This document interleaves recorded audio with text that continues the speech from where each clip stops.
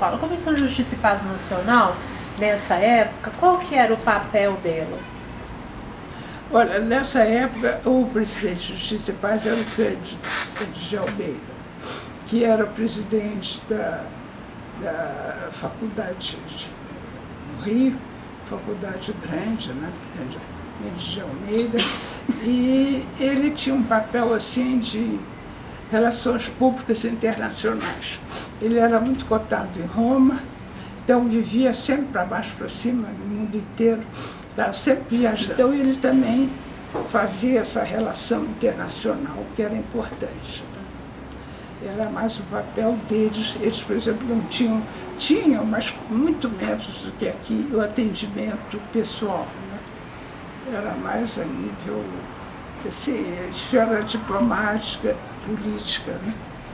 É isso que ele gostava, ele não era de atender casos, né? Era outro nível de trabalho importante também. Como Comissão de Justiça e Paz, você chegou aí para lá em relação ao Vaticano mesmo, a levar alguma... Eu fui a um congresso lá, depois fui a um concílio, e eu tinha lá um amigo, um grande amigo, que era da Comissão de Justiça e Paz, que era importante lá, mas eram assim mais contatos pessoais do que oficiais, né? Porque eles eram discretos, não queriam se comprometer muito. Mas tinha assim, Philibert, que se chamava Georges Philibert, ele era muito importante em Roma, era leigo, mas um homem muito inteligente, muito capaz. Ele pensava como a gente, nos deu bastante apoio, sabe? A igreja em Roma apoiava a comissão, esse trabalho de vocês? A comissão é um órgão oficial da igreja, né?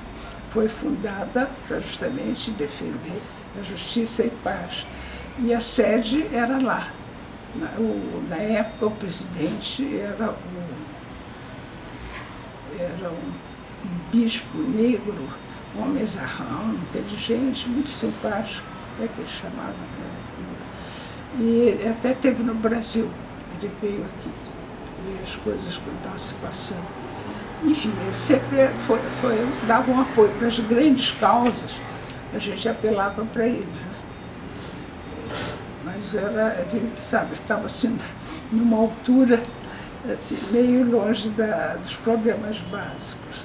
A igreja muda de papa aí nesse meio, Teve alguma interferência nesse trabalho de Dom Paulo, junto com a Comissão de Justiça e Paz, por conta dessa mudança lá em Roma ou não? Olha, indiretamente, com certeza, né? Porque o espírito mudou, como agora, por exemplo, está mudando, né?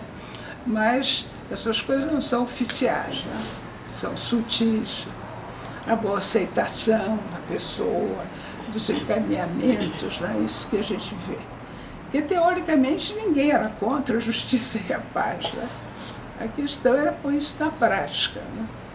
E ver os casos de cada um pessoais, né?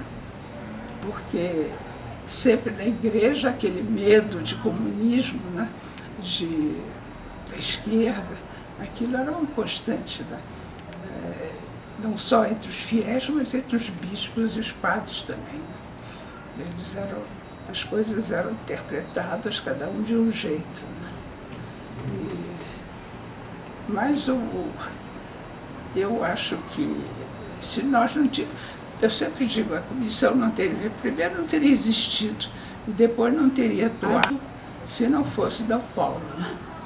Dom Paulo sempre foi firme, coerente e nos deu um apoio total. Quantas vezes a gente precisou, aí ele entrava com o peso de ser cardeal, né? E na igreja ser cardeal é alguma coisa, né? E ele foi sempre muito de vanguarda. Eu digo ali que Dom Paulo, eu acho que ele é feminista, porque ele sempre deu muito apoio às mulheres, coisa que não é comum na igreja, né? Porque a mulher, eu digo, sempre foi serviçal na igreja, sempre serviu para os papéis menores, de ajudar, de apoiar, e se não fossem as mulheres, os padres não faziam o que fazem. Mas, enfim, mas Dom Paulo sempre deu muito apoio, sabe? Em todos os níveis, Eu sempre chegava lá, dizia que eu trabalhava com Dom Paulo, era bem recebida, sabe? E ele fazia questão, sabe? Eu fui várias vezes em congressos, seminários, representando Dom Paulo, e fazia assim, espécie lá para entre os companheiros. Eu digo, onde já se viu uma mulher representando o cardeal? Nunca tinham visto isso.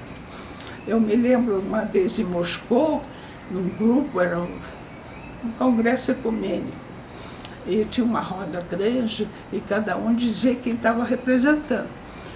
Chegou a minha vez, eu digo assim, naturalmente, né, que para mim não era coisa nada extraordinária, aconteceu. Eu disse que vinha para a Europa, eu não posso, eu não posso ir nesse congresso, você vai e me representa. E fez uma carta. E quando eu disse isso, caiu o queixo, sabe? Não é possível. As americanas, então, foram mais escandalizadas. Olha, isso lá no nosso país é inimaginável.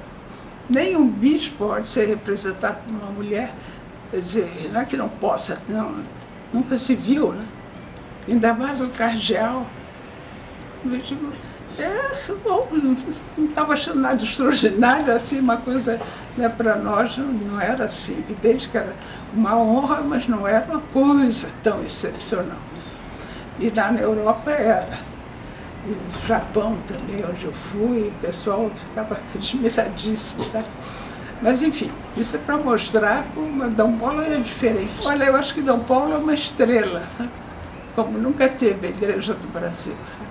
Eu acho que eu tenho a impressão até que as pessoas hoje, assim, o comum das pessoas, nem se dão conta da importância dele, sabe? Ele marcou a igreja, marcou as pessoas com quem ele trabalhava.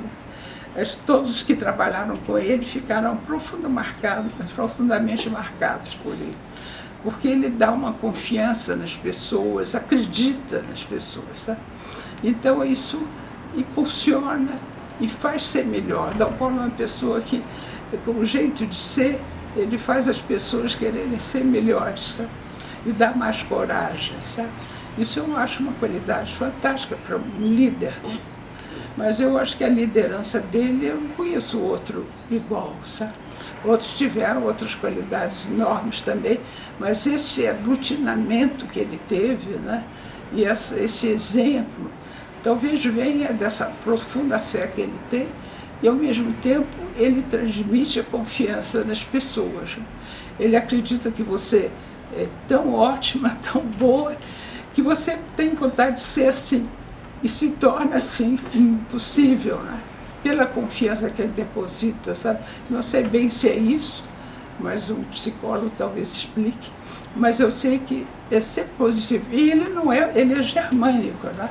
Não é uma pessoa que vai fazer festinha ou assim, fazer elogio, não. Ele não é desse tipo, não sei, é alguma coisa na energia dele que transmite aos outros, sabe? E essa coragem e firmeza, sabe? Porque às vezes a gente estava num problema sério, não sabia bem o que fazer, ia falar com o Dom Paulo, ele ouvia quieto e poucas palavras resolvia tudo. A gente dizia, é mesmo que eu não pensei nisso, sabe? Quer dizer, ele tinha uma firmeza do que acreditava, que isso era muito bom, sabe, para reunir as pessoas. Eu acho que ele foi uma estrela, um farol na Igreja do Brasil. E faz falta a outros. Eu sempre digo a ele, Dom Paulo, você não devia estar recluso aí, a gente precisa de um líder, precisa de alguém. Mas, enfim, ele disse que achou que já cumpriu sua missão, né? Não quer atrapalhar os outros.